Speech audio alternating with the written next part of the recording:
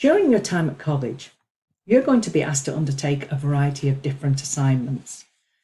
Some of those are going to be essays, some will be reports, some will be reflections. But no matter what, if you're completing writing at school in your college career, you're going to have to undertake a much more formal kind of writing, an academic style of writing. I think it's important to make sure that you ask lots of questions of the assignment that you've been provided, no matter where it's from, whichever course you're in. If you think about who are you addressing, who are you completing the assignment for? What is the main purpose? What is it that you want to achieve? Where are you going to find the information? When are the deadlines? Why am I being asked to do this? The more questions you ask of yourself and of the assignment, the deeper your understanding will be and the success for your completion will be. So, it's not a case of reading over and then just launching into something. Some planning will really go a long way. And as I mentioned, college writing really focuses on that much more formal style. The clear structure, clear organization of ideas, a lack of jargon or terminology, unless you're writing for an audience that understands that jargon or terminology. So if you're taking a technical communication course at some point in your career, then definitely you might want to use that. But essentially, you're looking to develop formal writing styles that provide clear content without errors. Have you ever heard of the saying that one size doesn't fit all? Well, the same is really true with writing. It's difficult to know how long your writing should be, but your professor will be able to help here by outlining how long your assignment should be. Paragraph length is also gauged by the length of the document. So in a 2-page essay, the length of the paragraphs are going to be smaller than those in a 10-page article or journal. The purpose of paragraphs is really to convey ideas and information coherently. So, for example, when you're writing your essay, your purpose or your thesis is explored and developed through the points you want to make. Think of it as you're taking your reader on a journey of discovery. Each point you make requires a paragraph that contains supporting details. The writing process includes much more than we think it does. It requires a lot of development. So when you're creating your first draft, nobody ever creates a first draft that is perfect. We always have to go back and develop the work, maybe check our work for errors. So a good technique to use is to read it aloud, make sure it sounds clear, make the adjustments and the additions as you're required. This is also a place where you can start to add style to your writing. So one of those stylistic techniques is to add transitions to join ideas together. Transitions may be words or phrases, but their job is to connect, to expand, or to enhance similar ideas within a paragraph or paragraphs within an extended piece of writing.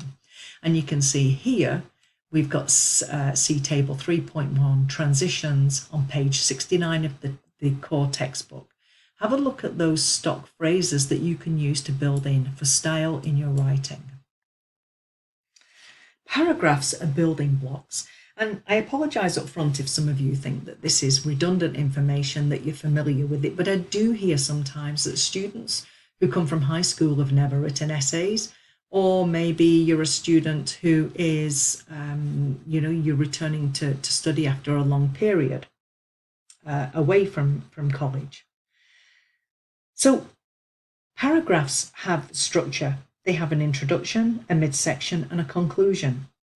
The introduction is the topic sentence, and the conclusion uses a concluding sentence, or as the textbook calls it, a wrap. The midsection of the paragraph should contain sufficient detail to expand the point that you want to make. And again, this depends on the length of your document. And you should aim to support each point you make with 2 or 3 detailed examples. Paragraphs do use reason and logic to explore ideas. So I don't know if you've come across these techniques before, but inductive and deductive reasoning, they're used in science a lot for scientists to be able to explore theories. but you can also apply them to writing.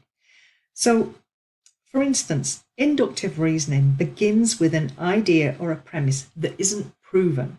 Yeah, it's not determined. So think about an example of you want to go out for something to eat.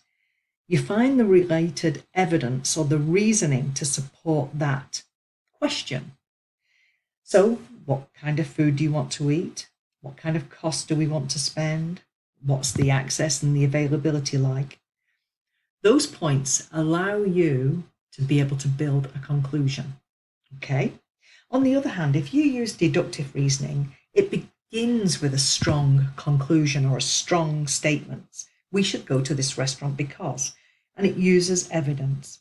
So we've eaten there before, the cost is within our budget, and there is a variety of choice to suit different dietary needs.